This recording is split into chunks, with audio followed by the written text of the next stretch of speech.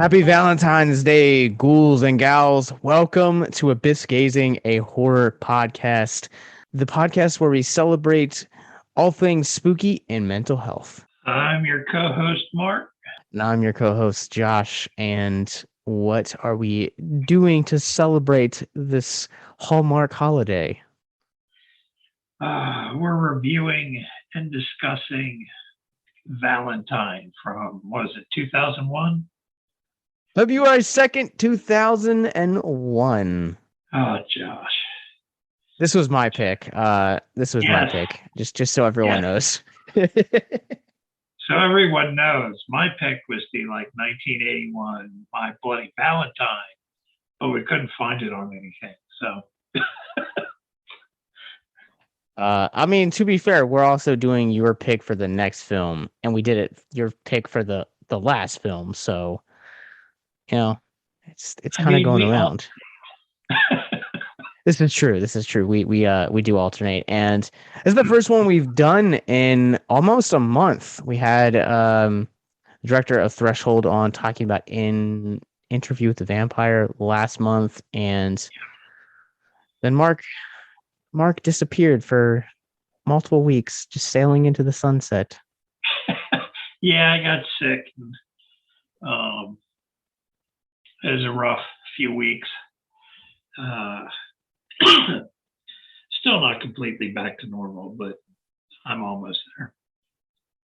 Yeah, I've heard that it does take a long time to kind of recover from that. Like, you still feel the side effects for a couple weeks, and it brutally sucks, from what I'm told. Well, it's different from person to person. It went from one person in my house to the next, and COVID got all four of us. My wife just had the sniffles and a little bit of a sore throat. One of the kids was down for a day and then just recovered pretty quick over a couple days. The other kid was down for a couple days, and in her description, the first 2 days she felt like she was dying. But she's fully recovered. I have asthma and lung issues and stuff, so it's still kind of lingering. It's been about a month or so for me. So, but yeah, it hit hard for a couple days, and then it would go away, and then kind of come back every little bit. So it's been back and forth for a couple weeks, and now I just kind of stuck with a little bit of a cough and sinus and stuff. Well, I, for one, am happy to have you back behind the mic, and happy that you're in better health. Because I don't know, I love doing this podcast with you, man. My life kind of just felt slightly empty without this podcast here. Well, we just started this, September or August, and we did July. Was it July? Yeah. And then we did a lot of work in October, covering a variety of stuff. So yeah, we've worked with Victims and Villains too, the mothership, so to speak. But yeah, so it's good to have back, man. Obviously during that time I was also busy with Sundance coverage and Final Girl Berlin Film Festival. So my life has been hectic as well. Also finalizing the lineup for our spring first ever film festival, Horrific Hope, which as of this recording just closed its deadlines. Our lineup is now secure. There's some great movies that we can't quite announce yet, but some truly awesome ones, really weird ones. There's a couple out there that, Mark, I need to tell you off record that you need to check out before the festival, because they weird, bro. I've noticed that a lot with indies and shorts, is that they get kind of out there with the weirdness. So I am absolutely okay with the weirdness when it comes to indie films. I have preferring more and more to have indie films be that way. Psycho Gorman, I think, is a great example of that, where it kind of flew under the radar for a lot of people last year. That if you're not in love with horror, it flew under the radar for you. But if you love the genre, you knew about it and it ended up being one of your favorites last year? Willy's Wonderland's another great example too. Well, indie horror tends to take more risks and be more creative than mainstream horror. They stick with their formulas that's always seemed to prove to be a moneymaker for them. But indie horror tends to like, you know what, screw it. I mean, we're gonna do this. So Oh, that's I don't. that's the advantage that they have. Yeah, and I don't doubt that. And one of the things too that, you talk about formulas, and probably nothing reinvented the formula wave of modern slashers than Scream. And a result of one of those comes in the form of Valentine, which is the film we're talking about today. Uh this is the first time I've seen this. I don't know if you've ever seen this movie, but it's now streaming on Shudder as of this recording. It is now streaming on Shudder. But yeah, this is the first time I've actually watched it. I picked this up at a flea market a couple months ago when I was in Alabama, and um, I have There's thoughts. a reason. There's a reason I haven't watched this movie in like 20 years. This is going to be one of those discussions. Yes, yes, it is. This is one of your movies. We make that clear with my picks. So, Look, I at least like for films even like Night Watch or Silence of the Lambs. Like I had at least like found solace and like really loved something about those movies. Night Watch is a completely different story. That's in a category all of its own.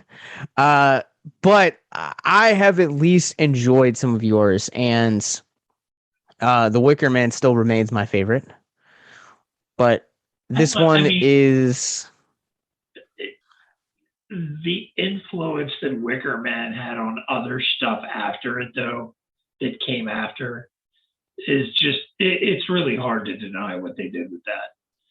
So, but Valentine, oh my God, it's like the worst, most cliche, generic things of horror movies, specifically slashers, they could even find, and went, we're gonna do a movie about it, and we ended up with Valentine.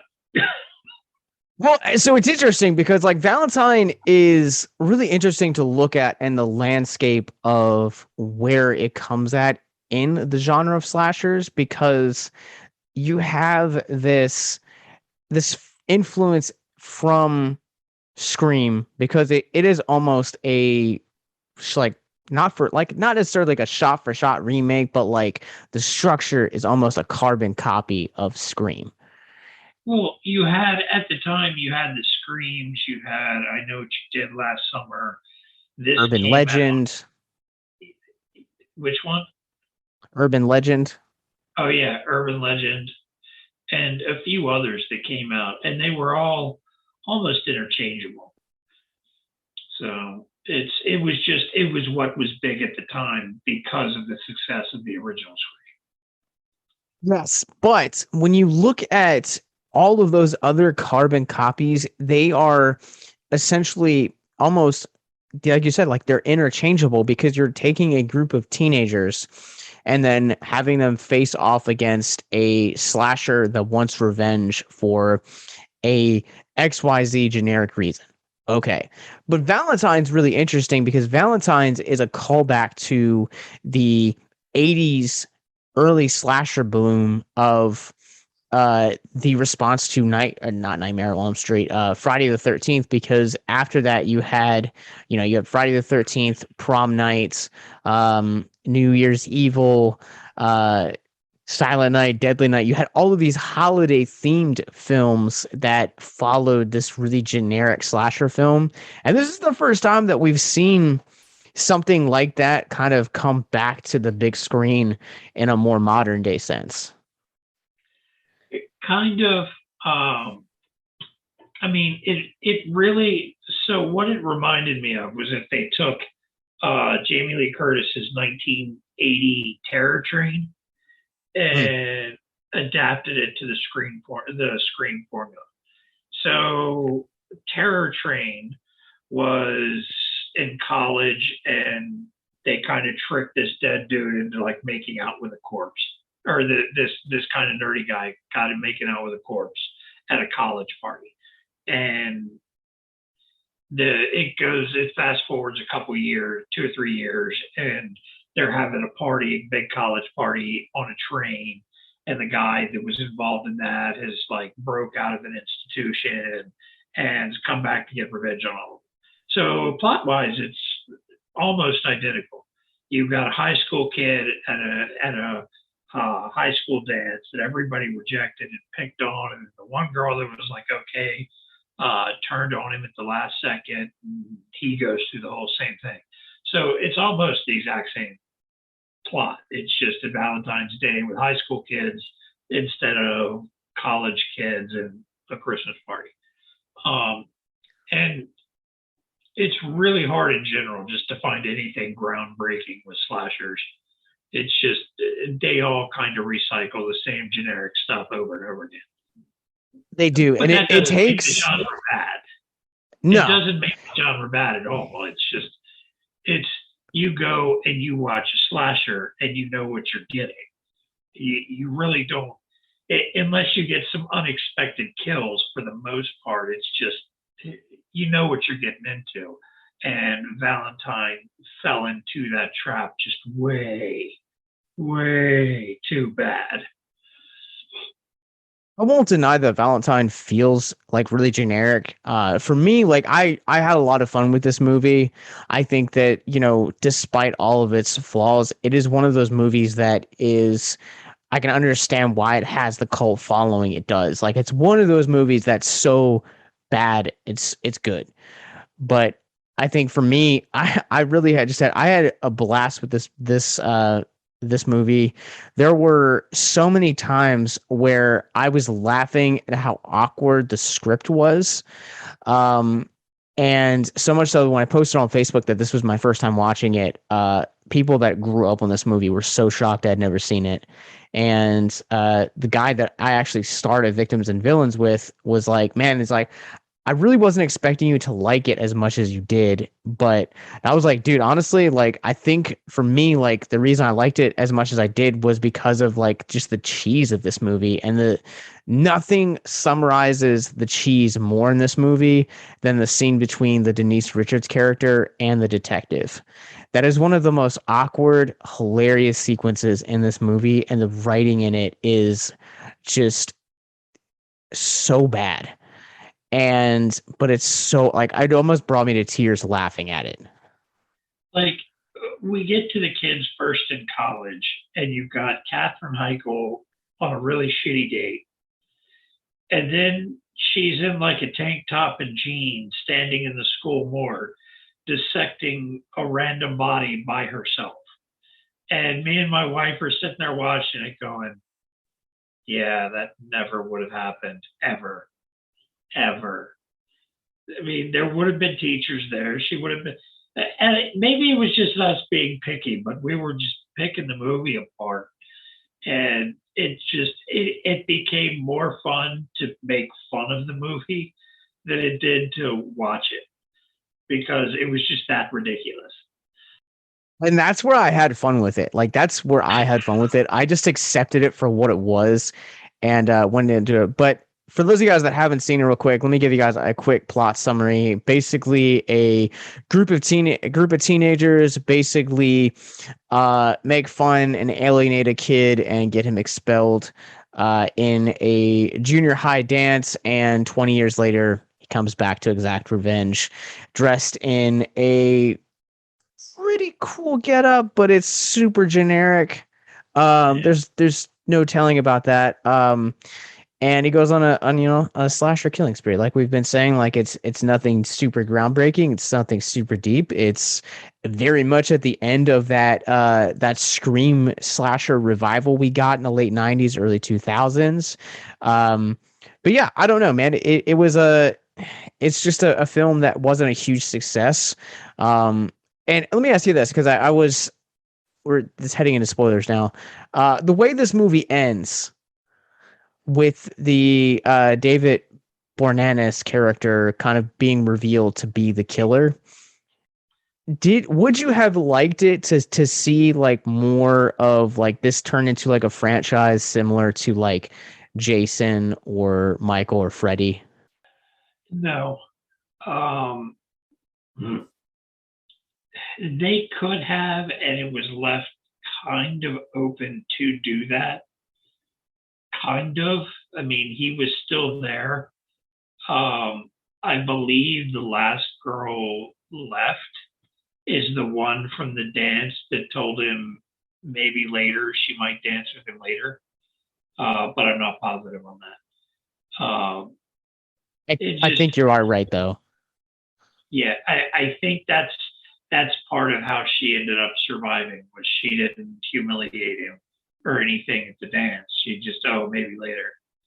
And then everything happened and yeah.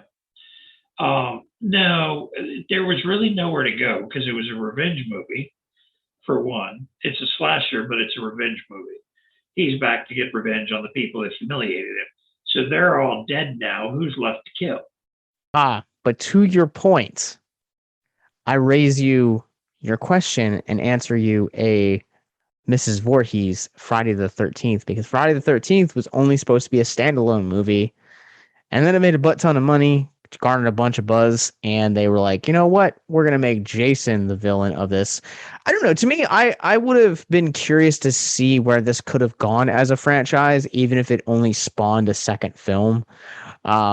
I definitely am like not mad that we never got more installments in this, but I would have liked to see what we could have seen with a second film. You know, maybe he, I don't know, maybe he has like a long lost like brother, like someone that like he ends up like mentoring to take up the mantle of the Valentine killer. I don't know, like there's so many different things that you could have like done, but like I agree, like it kind of ends Where so would they? perfectly. But where would they go with it? It doesn't Because have it's to a be a revenge. revenge thriller though. I Do said it what? doesn't have to be a revenge thriller. Like you don't have to copy the formula of the first film. Like when you go back and when you watch the first like I heard a podcast say this one time that like if you go back and you literally watch the first like Friday the 13th, if you look at like 1 through 8 in that franchise, like they are literally the same exact story. They are just trading out for like different locations and people. And it's the same exact thing. Like the kills kind of get a little bit different as you go on, but they're almost the exact same story being told for the same 8 movies.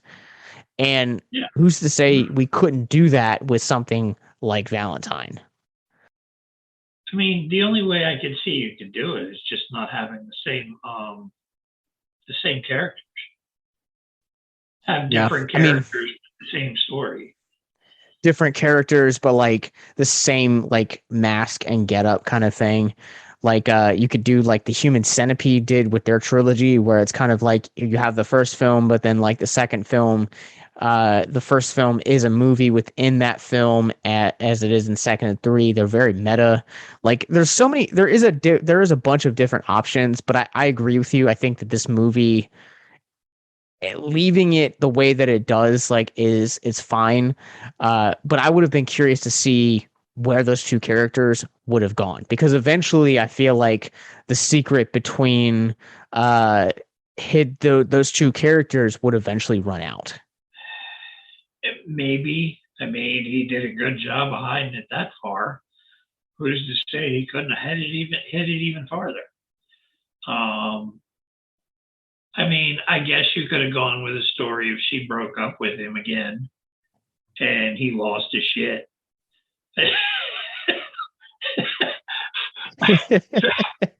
Then you have a revenge flick again. I mean, But yeah, eventually, like, you know, she's gotta eventually have like more friends than just her core group of like people. Like maybe she starts a new job and they're like in a new city. yeah, exactly. It just, I don't know. It felt like this is what's big right now. So we're going to put out a movie that follows that formula. And this was also during the time period that Denise-Richards was big because of Wild Things and stuff like that. Mm-hmm. So they did what they could to keep her in tight outfits and bikinis the whole movie. So Yeah, I mean you're not wrong, but also it's interesting too that uh this movie is based on a book by Tom Savage that was released in 1996. Speaking of Scream, and let's actually see if this synopsis even follows the movie that we got. Best-selling author Gillian Talbot has it all: a famously successful career, handsome and attractive lover, lots of friends, and a secret admirer. He calls himself Valentine, but his cryptic words hides the twisted mind of a killer. Now a faceless madman is writing the final scene for Jill. It's almost Valentine's Day, almost time to die. So the filmmakers, once they acquired the rights to this, they were just like, nope, we're just gonna make it like Scream. Doesn't have to be anything. I wonder how the director or the Tom Savage feels about them kind of deconstructing his book for something as kind of generic as this. I mean, for when it came out, I think it did half decent money wise. So I'm pretty sure he wasn't too upset about it. It's not like when they forced the writer of Silence of the Lambs to do the Hannibal Rising prequel, and it was just kind of shitty because he was forced to do it and didn't want to. Oh, I have not ventured down that way, and I am glad that I never have. Yeah, Hannibal Rising. So I think it was a producer owned the movie rights to Silence of the Lambs and Hannibal and Red Dragon and everything. And he wanted to do a prequel shortly after Hannibal came out. It was either Hannibal or Red Dragon. And he basically told Thomas Harris that if he didn't write a prequel, he would just get somebody else to do it. So he begrudgingly threw a prequel together story-wise, and they made a movie out of it. And I mean, this is a case where he wrote the book, and it was like, okay, I put out my book. It's my book. I like it because it's my work. And then a few years later, they turned around and turned it into a movie. So I don't know. But we saw how well that worked out for the Matrix Resurrections. So Matrix Resurrection was pretty much just a compact version of the trilogy, so they could say that girls are just as strong as men. That's accurate. That's an accurate description. I mean, I don't really need anything else past that. I think that's really well done, real well spoken. That's what it was. I mean, by all means, it's not a bad movie. It was entertaining. It was cheesy. I mean, it was predictable. You knew what was happening, and if you remembered the other three movies, you knew exactly what was getting ready to happen. So yeah. Yeah. Coming back to Valentine, I don't know about you, but like sometimes with slasher movies, the one of the things that I like about slashers particularly is the fact that it's just almost pure entertainment sometimes, most times. But two, the fact like that you can like make a killer just kind of like whatever he wants to be. Or ever what he needs to be. And I think that the character design for the Valentine killer in this one it's simple, but it's effective. And I really enjoyed it. I thought that it was pretty cool. What did you think about the character design? I like his jacket. I wouldn't mind owning one of those jackets like that. That thing's spiffy. It's some people may notice, some may not, but it's the same mask that one of the kids was wearing at the dance in the background. So, I mean, it points you to that it's going to be one of those characters. They don't really let you know that it's going to be David-Borenaz until the very end. But I don't know. it's one of those things. If you say it sucked, then you're saying like the character design for the bad guy and Happy Death Day sucked, and similar movies that have a very similar design. Some dude with just some cheesy mask on. It is okay. Which I mean, I think for me, like you bringing that up, that is attention to detail that I don't want to say I missed, but I forgot. And they have that great callback where Kate walks out of her apartment and she walks over to the elevator and she just happens to see one of those masks laying right down on the floor. I thought that was like a nice callback, but yeah, you're right. It's like it feels like a more polished version of that character design, though. I don't. It felt a little cheesy to me. Like, where is he getting these masks like a decade later, just like the one from when he was a kid? Bro, you got to embrace the cheese in this movie. This movie has some moments that I want to talk about that are a little bit on like the deeper mental health angles. But this movie is like, dude, it's a turn your brain off and just enjoy it and take it for what it is kind of movie. Yeah, you can't watch it with any sort of intelligence, or you're gonna nitpick it to death because it's a masterpiece of flaws. Is the only way I know how to put it. I don't know. I had more entertainment making fun of it than actually watching it. That's fine. That's fine. I loved every second of this one. But I also too, like, with this being a slasher movie, you have to get creative with your killings and your gags. And I'm wondering if you had a favorite death in this movie. I'm half wondering if Denise-Richards' death was a nod to Slumber Party Massacre. Oh, I was gonna say Halloween 2. Slumber Party Massacre, the killer is a mental patient running around basically with a big giant concrete drill drilling people. True, but the hot tub portion of it actually is, I would say, is a amalgamation. I would say it's an homage to the hot tub death scene from Halloween 2. If you or someone you know is listening to this podcast right now and you're struggling with suicide, addiction, self-harm, or depression, we encourage you guys to please reach out. This is the heartbeat of why we do what we do. Suicide is currently the 10th leading cause of death in the United States, and as of this recording, there are 132 suicides that take place each and every day on American soil.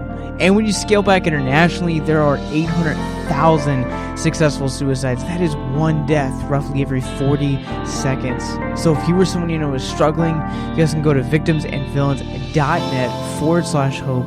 That resource is going to be right in the description wherever you guys are currently listening or streaming this.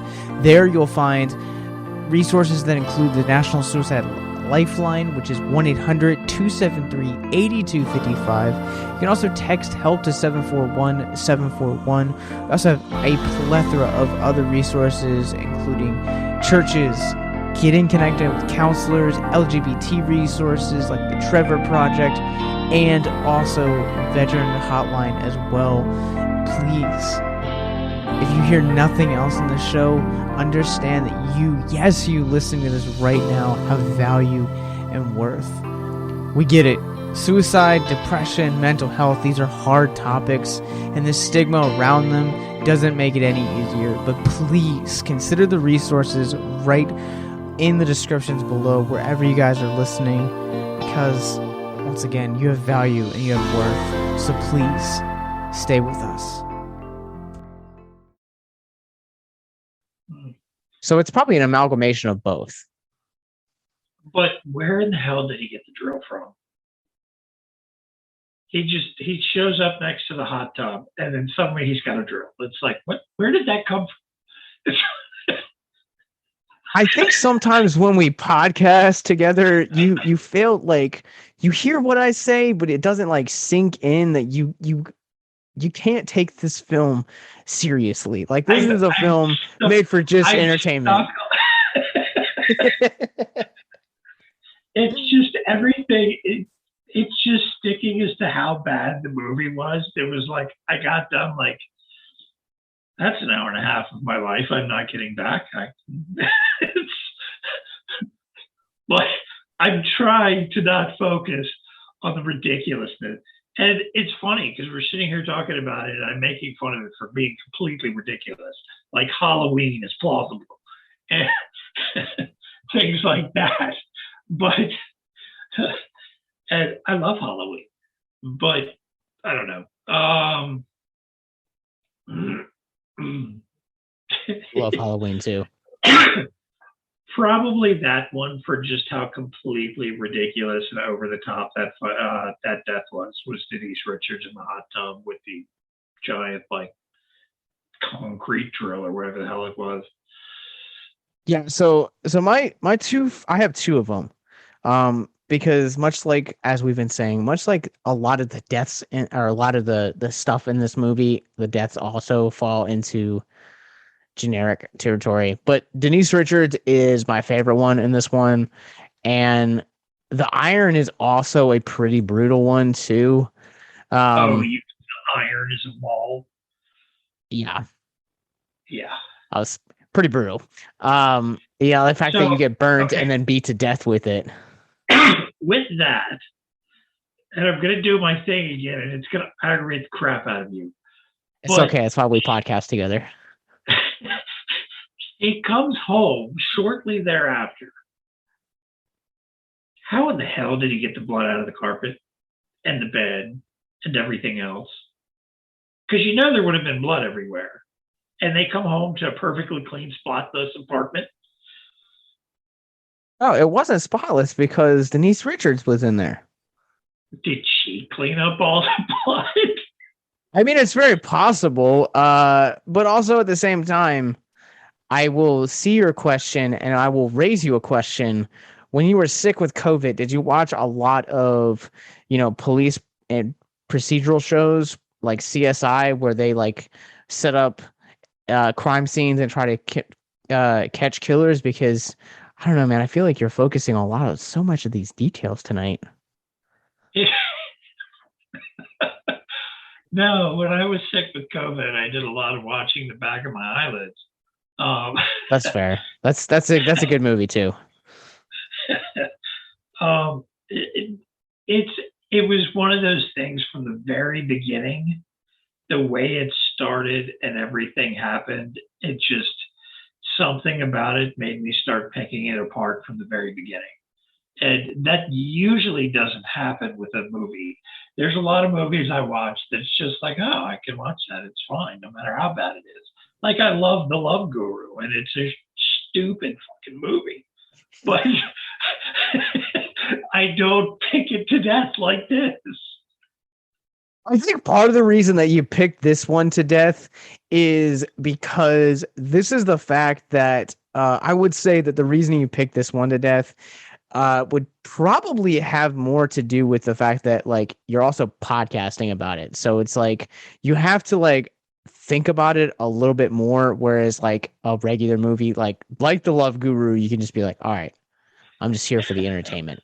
Like podcasting makes me look at movies differently now. So like if that's your reason, I understand it. I get it. It could be because it does that, and the occasional movie review and things like that kind of force you to look at movies a little bit different. So there's times we may look at movies that people love and we may not, because we're looking at it from the aspect of having to analyze the movie, discuss it, talk about it, and read it, and all this and that. So that may be the case. But you do raise a good point, though, that it kind of brings up a continuity issue, because it seems like once we actually get to the end party with Lily's character, no, Dorothy, sorry, the end with Dorothy, it's like Kate finds all the bodies, but like she doesn't find any of the other bodies within the rest of the movie. Like there's no like reaction there, so it's kind of like we only get to see her react during this chase of the third act. And I don't care what you say, man. Like Denise Richards, like the Denise Richards death is like brutal.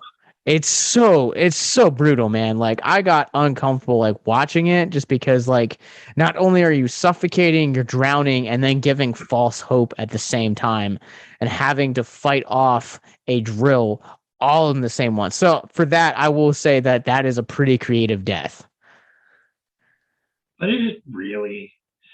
I mean, we just got done saying that it's kind of a nod to Halloween 2 and to Slumber Party Massacre. It is, but the Halloween 2 death in particular, Michael turns up the heat in the hot tub and then dunks the woman's head in repeatedly until her skin falls off. Have you dealt with many hot tubs? They don't I heat up have. that. Look, this is the 80s, man.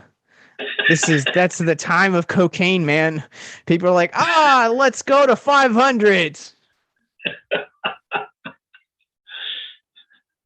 That hot tub was Yeah. hot enough to like boil some chicken in. I'm in a real mood tonight, picking everything apart. It's fine.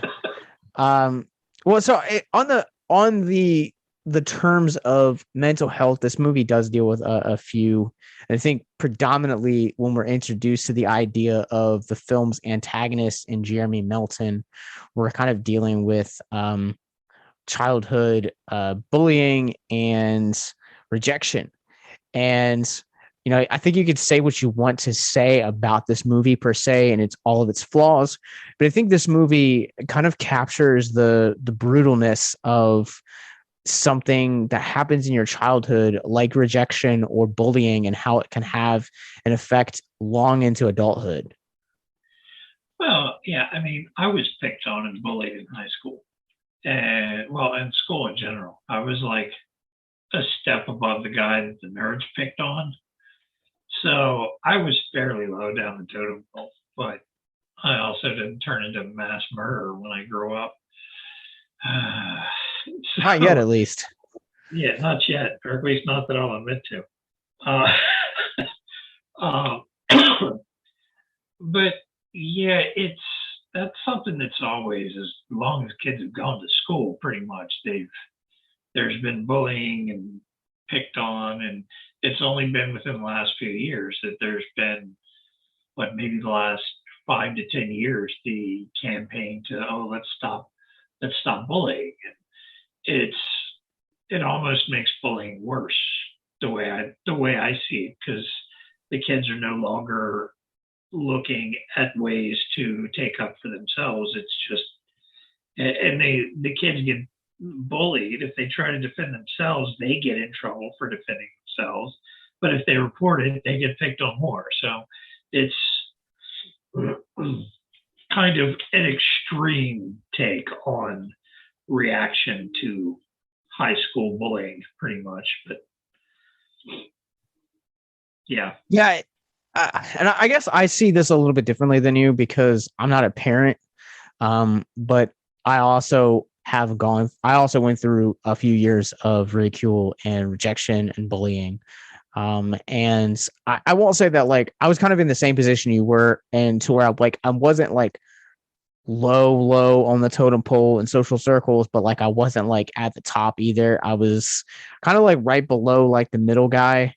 And for me, I think that like being called derogatory names and like also experiencing like some bigot comments kind of really messed me up. And I think that there's a difference to what you're saying. I think there's a difference between I think you're right. Like, let me start off by saying that I think every kid will go through that in some way, shape, or form.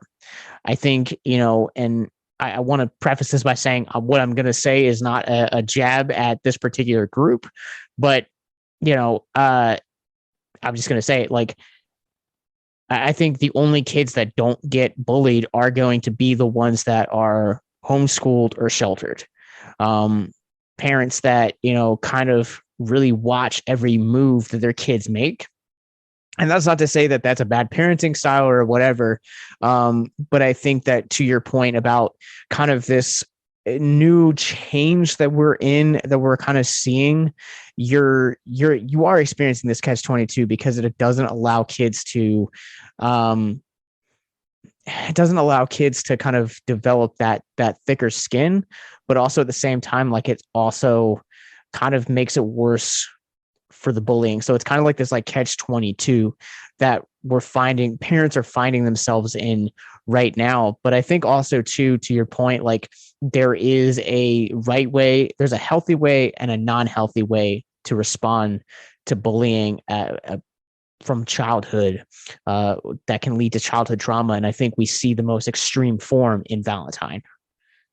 Yeah, it's extreme, and I think the reason it is extreme is because they actually talk about that he like was in a mental institution and this and that, which implies that he had some mental issues to begin with, and that's when you see that kind of extreme reaction. Is That's not a normal reaction for anybody. It I'd come home, be upset, and we've talked about it before. It's part of the reason why at a earlier age than most people, I figured out crap on people. I'm going to do what I'm going to do, is because no matter what I did, I'd get picked on, and why should I give a crap? And in this case, this is somebody who obviously is at the bottom of the totem pole and is being picked on by everybody, but also has some mental issues going on too, to take that kind of a extreme reaction to it. But I would also say that if an individual experiences enough rejection, then you can start to question your own existence at a point, because the opening scene, the prologue, what we see this kid, Jeremy Melton, who is the film's antagonist. He basically goes from girl to girl to girl, gets laughed at, gets rejected, until, the last two girls he asks, he gets a maybe not, maybe later, and then he gets to make out, and then, he gets Reluctant. Okay. he attacked me. Yeah. So I think once you've experienced that, and this is like a couple hours into this kid's life, and we get kind of like a little bit more clarity a little later on in the film, when the girls are kind of like reminiscing about kind of like how weird he was, and like how like they picked on him, so on and so forth. And to that, I would say that like that's kind of like an inside look at, this is a kid that very clearly faced a lot of rejection. And I think that rejection, the way that it works is that, like, if you're told something over and over again, your brain has a tendency to believe that as absolute truth.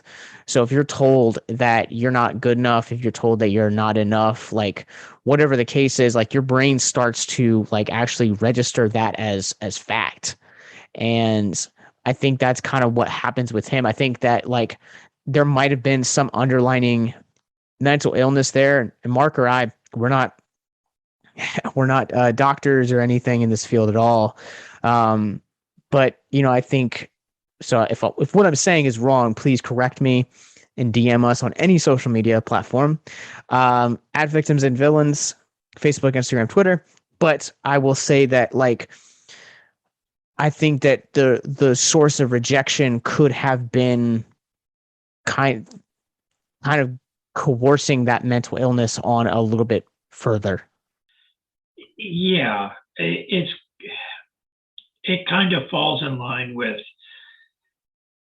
like, serial killers tend to be like, what is it, psychopaths, sociopaths. But psychopaths and sociopaths are born all the time that don't turn into serial killers. It's a combination of environment plus mental illness. And it's a combination of everything that turn them into that. And that happens to be almost the case here, is that he had some sort of issue, obviously, and the constant rejection and bullying, and it finally was just completely set off by the bullying and getting beat up at the dance at the high school. I think for him, when we have the kind of the background on where he ends up being from, like the prologue until like the killings actually begin, you get that like a little bit of exposition from the detective character, and he talks about like how he had spent time in a mental hospital. I think after so long, like the all of the rejection and like the the more negative vibes and just things that you surround yourself with, eventually you're going to respond to those. You can only bottle them up for so long, and I think eventually you break. And I think that was kind of the breaking point for him. Yeah, that's pretty much what I was saying. And so, can we take a second though? We're talking about all the stuff in the movie. There was one good thing about the movie that I forgot that I liked. Lay it on me. It did have an excellent soundtrack. Oh yeah, I'm so glad you brought up that soundtrack. Let's run this down. 14 beautiful tracks. I have the soundtrack list right here if you want me to read it real quick. Oh, I got it pulled up too. So All right, let's just yep. go back and forth then. Let's run this down real quick. Rob Zombie's Super Beast Porno Holocaust Mix. Let's see. Disturbed, God of Mine. Static X Love Dump. Mephisto Odyssey's Voodoo Mix. Dude, Static X Love Dump is an excellent song to begin with. It's just a fantastic song. Then you got Linkin Park, Pushing Me Away. Deftones, Pharmacy Queen. Deftones real good. And you got Orgy's Opticon. Marilyn Manson's Valentine's Day. Amanda Ghost, Filthy Mind. Professional Murder Music, Fall Again. Was it BT Smart Bomb, BT's Mix? Soulfly featuring Sean Lennon, Sun Song, not included in the film. Let's see. Filter had a song in there, Take a Picture, Hybrid Mix. Snake River Conspiracy, their song is called Breed. And Beautiful Creatures, 1 a.m. So when this movie came out, I've seen a lot of these bands live when this movie had come out. I saw Disturbed opening for other bands. That's amazing. Yeah. I've seen, let's see, who haven't I seen on the list, actually? There's only like 3 or 4 of them that I haven't seen. But for the most part, I've seen most of these. And one of them I've seen about 6 or 8 times. Static X. I've seen them a multitude of times over the years. How would you guys like to help us get mental health resources into schools, conventions, and other events? Well, now you can. Simply go to patreon.com/victims and villains for as little as $1 a month. You guys can help us get mental health resources into current and upcoming generations, educate and break down stigma surrounding mental health, suicide, and depression. And you get exclusive content that you can't get anywhere else. And you guys can tell us which Nicolas Cage movie you want us to cover, and we'll do it. All it takes to get started is to go to patreon.com/victims and villains, or simply click the link in the episode description wherever you guys are currently listening or streaming this episode. Pick your tier and get started today. Yes, it's that simple. So quickly select the tier that you want and help us get hope into the hands of the depressed and the suicidal today.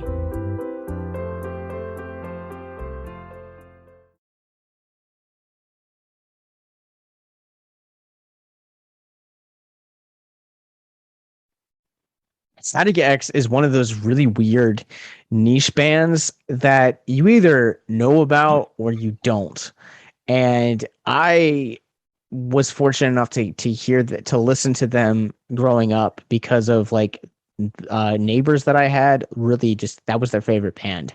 And so anytime that like we hung out, like we always listened to Static X. And Static X is a band that like I forgot about until this movie. So let's see, Wisconsin, what is it? Wisconsin Death Trip came out in, I believe it was 98 or 99. Um, and that was their first CD. And some buddies were like, dude, you have to check this out. And I was like, okay. So I did. It was like, oh my God, this is amazing. And yeah, I've been a fan of theirs ever since. It's a shame because we talk about mental illness and suicide awareness, things like that. And Wayne Static actually died a couple years ago because of addiction. He struggled with drugs and alcohol, and he died of an OD a few years back. So part of this tour that they're doing now, what's left of Static X, they're touring with Dope, who they always toured with to begin with. And Edsel Dope, the singer, is putting on almost like a zombie Wayne Static mask. And he's the singer for Static X, going by the name of Zero. And they do an excellent show and an excellent tribute to Wayne during the concerts now. Because he was, everybody knew who he was in the scene. And if you listened to that style of music in general, whether you like Static X or not, you knew who Wayne was. And everybody knew when Wayne Static died, it hit the whole community. Everybody knew about it. And it affected so many people when he died a few years back. Yeah, I remember his death hitting the hardcore world back in 2014, and that was like the first time in probably like a few years that I like heard anyone talk about Static X, because again, Static X, I feel like, you know, it has a really hardcore fan base, but it's a lot like I don't want to say it's like ICP because it's not. It's a very niche group. Like you have to, it's like a secret club almost. Like that's how I would describe Static X fans.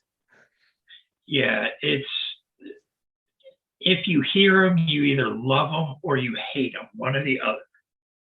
Can't stand them because it's very rhythmic. It's not super complicated, but they go ahead and they describe themselves as evil disco. So it's kind of part of their sound and who they are was the way they did it.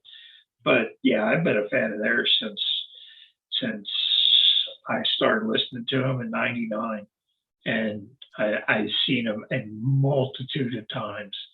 And I saw this last tour in 2019 for the 20th anniversary of Wisconsin Death Trip, and that was a few months before they shut everything down.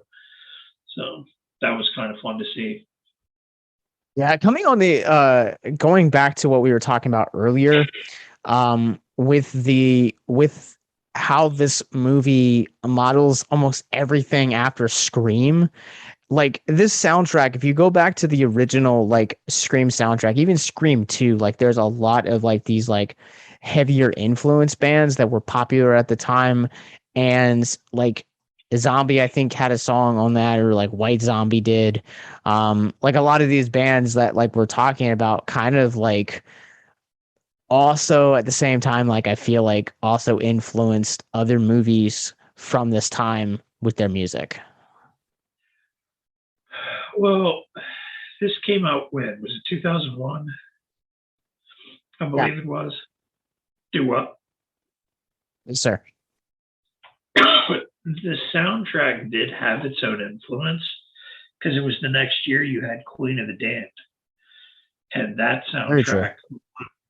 soundtrack blew up, and that was actually all written by Jonathan Davis for the movie, but the soundtrack was performed by like David Draymond, Jay Gordon from Orgy, Chester Bennington, and a bunch of others. And it was another one of these kind of harder rock soundtracks that never has really been super common in the film industry to begin with. It's, you either have scores for the movie, You have a lot of hip hop soundtracks, pop soundtracks. You don't find many like hard rock, light metal soundtracks like you do others. Yeah, and it's interesting when you do find them because they're usually with movies that are either very indie or are kind of, if they are mainstream or released by major studios like Warner Brothers with Valentine, they are, and also Queen of the Damned, ironically, they find themselves to be like this, like, I don't want to say very niche like group, but like they're I don't know, like they kind of go under the radar. I think there's a lot of amazing soundtracks out there that are heavier, but if they're released by mainstream studios, they tend to have to develop cult followings, and they're not necessarily beloved by the main group. Yeah, and I think it tends to be horror movies too. I don't know much about anything outside of a horror movie that doesn't have that has a soundtrack like that. I would throw this out there, and I only know this because I grew up and I loved these movies. But the Schumacher Batman movies also have very alternative soundtracks. It's a mixture of like alternative and like R&B / hip hop. Like it's a very interesting blend. No, I would not put those movies in that same category of soundtrack at all, in the slightest. Just because it had Smashing Pumpkins in it doesn't make it in the same category. Get out of here. Well, so like kind of like ending on like a more mental health based note, real quick. Because there's one more thing I feel like we should address here is like we talked a lot about Jeremy Melton's like mental health journey throughout the film as it's kind of woven in between, but there's also one other thing that is that his modern day character under the alias Adam Carr is a recovering alcoholic, and I think to that, and what's really interesting about that is the scene where him and Mary Marley Shelton's character, Kate, are in the bar, and she wants to go order a beer, and he orders a club soda, and I think that scene to me kind of stuck out as such an oddball scene where she kind of changes it, but you kind of have this tendency to like you have to know when you're on a recovery journey, like what is going to trigger someone versus what is not. And I think that's a really powerful scene that kind of impacts that of knowing where someone's at in their recovery journey. I took it more as him being manipulative than anything else. That's fine. Because they broke up because of his drinking. And then, I want you back. I'm clean. I'm clean. And trust me, I'm clean. Oh, I'll have a club soda. It just seemed a little more manipulative to me than anything else. To me, and I guess this kind of comes where like we've established this on the show before, but like this kind of also comes from a conviction that I have because of being a Christian. There is a passage in the Bible that talks about, never causing your brother to stumble. And to me, I think that sometimes there are certain addicts that like recover from alcohol, sex, drugs that can be around the environments where those flow freely. And then there are others that it's a trigger for them. And so while you may be right, that was a manipulative heart motive for his character, I think it does also speak volumes that like, you should know the kind of environments that you're allowing yourself to create around people that are going through those recovery processes, but also at the same time, like how they are going to react. Like if I sit down with a recovering alcoholic and I order a beer, is that going to cause them to relapse, or are they going to be okay? And I think that scene to me, I think that kind of that change of heart that Sheldon's character has, it kind of speaks a little bit to that. Yeah, her character was being a bit supportive. Excuse me. It just, the way the whole thing, and it may have been because I'd seen the movie, I knew who the character was to begin with. And yeah, it may have been because I've seen the movie and knew who he was as to why it came across as more manipulative than anything else. But she was, like you said, she was trying to be supportive at the same time by changing her order. So, yeah. I think sometimes if you care about someone and you want to support their recovery journey, you have to be willing to make those types of sacrifices, if that makes sense too. Sorry, there's a minor distraction in the room. Yeah, if you care, you'll do what you can to support the person. Yeah. So make sure you guys are surrounding yourselves with a positive and a positive community around you is going to support you and your journey and or recovering journey as well. I think that this is going to do it for us on Valentine, unless you want to talk about anything else in this movie. Is there anything else to talk about in this movie? Mark, you love this movie. I know it, man. It's fine. If you need a good laugh because of ridiculously, then watch this movie. Obviously, if we're going to rate it, I might give it a 1 out of 5 at best. So. Oh, you guys should follow me on Letterboxd, and you guys can see how I rated it. 4 out of 5.